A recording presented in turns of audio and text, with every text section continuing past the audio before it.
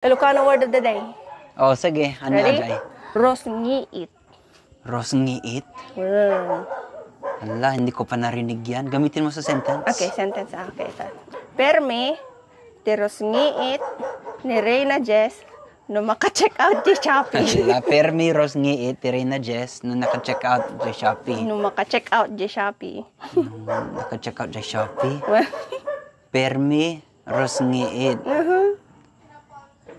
Utang. Kanyak. Rosngiit. Nagado nga rosngiit kanyak. Made. Made. Ay. Rosngiit ni Reyna Jess. Rosngiit. No maka-check out di Shopee. Okay, pag naka-check out ako, anong itsura ko? Bungis-ngis. Yan ba yan? Ngiti?